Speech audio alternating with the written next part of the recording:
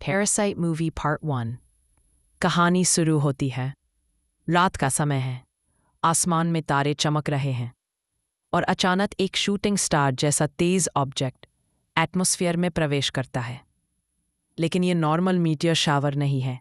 ये छोटे छोटे माइक्रोस्कोपिक जैसे दिखने वाले एलियन ऑर्गेनिजम्स होते हैं, जिन्हें बाद में हम पैरासाइट्स कहेंगे। ये ऑर्गेनिजम्स हवा में ट्रैवल करते हुए अलग अलग जगहों पर गिरते हैं, किसी के घर में, किसी पार्क में, किसी नाली में। वो बहुत छोटे वर्म जैसे दिखते हैं, लेकिन इनका असली टारगेट है ह्यूमन ब्रेन। कैमरा कट होता है एक आदमी पर जो घर में सो रहा है। विंडो से एक छोटा पैरासाइट अंदर आता है, धीरे धीरे उसके कान में घुसता है। आदमी अचानक उठता है, चिल्लाने लगता है और फिर साइलेंस। उसकी आंखें डल हो जाती हैं। अचानक उसका सिर डिफॉर्म होना शुरू होता है। चेहरे से टेंटिकल्स, ब्लेड्स निकलते हैं।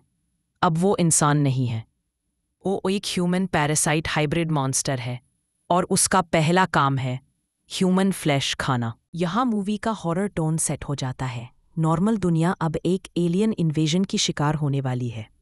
अब कहानी आती है टोक्यो के एक मिडिल क्लास इलाके पर। एक बॉय शिनीची इज़ुमी मिरर के सामने खड़ा है। वो एक सिंपल स्कूल गोइंग बॉय है, थोड़ा नर्डी, थिन और शाय। उसके पापा अक्सर बिजनेस ट्रिप्स पर रहते हैं और वो अपनी माँ नोबुको के साथ रहता है। शिनीची बहुत नॉर्मल जिंदगी जी रहा है, स्कूल जाना, बुक्स पढ़ना, कभी अपनी क्लासमेट सतोमी मुरानो के साथ वॉक पर जाना। उसको इंसेक्ट से बहुत डर लगता है और वो ज़्यादा बोल्ड या मैचो टाइप नहीं है। उसकी ये वीकनेस ही उसे और रिलेटेबल बनाती है। रात का समय, शिनीची अपने कमरे में बेड पर सो रहा है। विंडो के बाहर एक छोटा पैरासाइट उड़ते घुसते उसके कमरे में आता है। वर्म जैसा एलियन धीरे धीरे उसकी नाक और कान की ओर बढ़ता है, लेकिन शिनीची के कान में ईयरफोन्स लगे होते हैं। उस वक्त वो लाउड म्यूजिक सुन रहा होता है।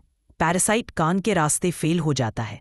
वो उसकी नाक की तरफ बढ़ता है, लेकिन अचानक शिनीची रिफ्लेक्स से उसे हाथ से झटक देता है। पैरासाइट गुस्से में उसके राइट हैंड में एंट्री करता है। वर्म जैसा क्रीचर उसकी स्किन को काटकर अंदर चला जाता है और धीरे धीरे उसकी नसों में फैलने लगता है। शिनीची चीख पड़ता है। उसे लगता है कोई कीड़ा घुस गया है, लेकिन पैरासाइट का टारगेट उसका दिमाग होता है। वो ऊपर की ओर चढ़ने लगता है, लेकिन शिनीची रिफ्लेक्सिवली अपने हाथ के चारों ओर ईयरफोन वायर कस देता है। रिजल्ट, पैरासाइट उसका ब्रेन कैप्चर नहीं कर पाता और हाथ में फंस जाता है। अगली सुबह शिनीची अपने हाथ में अजीब हरकत महसूस करता है। उसका हाथ कभी खुद मूव करता है, कभी शेप बदलता है। अचानक उसका हाथ एक छोटे से माउथ और आँख जैसा फॉर्म ले लेता है और उससे बात करता है। पैरासाइट कहता है, मैंने तुम्हारे दिमाग पर कंट्रोल करना चाहा, लेकिन फेल हो गया। अब मैं तुम्हारे दाएं हाथ में फंसा हूँ। शिनीची शॉक में है। उसे लगता है वो हेलुसिनेट कर रहा है, लेकिन पैरासाइट धीरे धीरे प्रूफ देता है। उसका हाथ अचानक लंबा होकर खिड़की पकड़ लेता है, कभी ब्लेड जैसा बन जाता है। शिनीची पैरासाइट को मीगी यानी राइट नाम दे देता है। अब दोनों के बीच एक फोर्स्ड पार्टनरशिप बन जाती है। स्कूल जाते वक्त शिनीची पार्क से गुजर रहा होता है। अचानक वो देखता है एक डॉग का सिर डिफॉर्म हो जाता है। उसके चेहरे से टेंटिकल्स निकलते हैं और उसका बॉडी शेप बदल जाता है। शिनीची डर के मारे जम जाता है। तभी मीगी एक्टिव हो जाता है। उसका हाथ एक शार्प ब्लेड फॉर्म कर लेता है और डॉग पैरासाइट पर हमला करता है। फाइट ब्रूटल होती है। डॉग पैरासाइट एकदम क्रीपी आवाज़ें निकालता है, लेकिन मीगी तेज़ी से उसे काटकर मार देता है। शिनीची पहली बार रियलाइज़ करता है दुनिया में अब ऐसे क्रीचर्स फैल चुके हैं। शिनीची अपनी गर्लफ्रेंड जैसी क्लासमेट सतोमी के साथ नॉर्मल रहना चाहता है। वो उसे बताना भी चाहता है कि उसके हाथ में कुछ अजीब है, लेकिन डरता है कि कोई उस पर विश्वास नहीं करेगा। धीरे धीरे मीगी और शिनीची के बीच अजीब बॉन्ड बनता है। मीगी बहुत कोल्ड ब्लडेड है। उसे इमोशंस नहीं समझते। उसके लिए सिर्फ सर्वाइवल इम्पॉर्टेंट है। वो कहता है, अगर कोई हम पर हमला करेगा, मैं बिना हिचकिचाए उसे मार दूंगा। शिनीची उसे रोकना चाहता है। हम ह्यूमंस को नहीं मार सकते, चाहे पैरासाइट हो या कोई और। ये कॉन्फ्लिक्ट पूरी मूवी का बड़ा थीम बन जाता है। Humanity versus survival instinct. Movie का सबसे पेनफुल ट्विस्ट आता है। एक रात शिनीची के फादर और मदर डिनर पर बाहर जाते हैं। रास्ते में एक पैरासाइट उन पर अटैक करता है। शिनीची के फादर घायल हो जाते हैं, लेकिन उसकी माँ नोबुको को पैरासाइट कंट्रोल कर लेता है। जब शिनीची घर आता है, वो अपनी माँ को देखता है। पहले तो नॉर्मल लगती है, लेकिन अचानक उसका चेहरा डिफॉर्म हो जाता है। टेंटिकल्स, ब्लेड्स निकल आते हैं। शिनीची शॉक में, माँ माँ, लेकिन अब वो उसकी माँ नहीं है। पैरासाइट उसकी बॉडी कंट्रोल कर चुका है। वो उस पर हमला करती है और उसका सीना चीर देती है। शिनीची मरने ही वाला होता है। शिनीची के दिल पर गहरा घाव हो जाता है। उसे बचाने के लिए मिगी अपना हिस्सा उसके दिल में इंटीग्रेट कर देता है।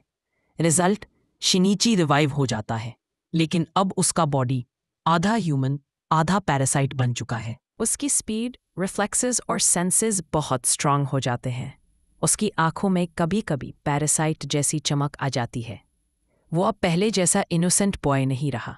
शिनीची धीरे धीरे जानता है कि पैरासाइट सिर्फ रैंडम किलर्स नहीं हैं। टोक्यो में एक पूरे पैरासाइट ग्रुप ने सोसाइटी में घुल मिलकर जगह बना ली है। ये पैरासाइट्स ह्यूमंस की बॉडीज कंट्रोल करके एक तरह की नई स्पीशीज बनाना चाहते हैं।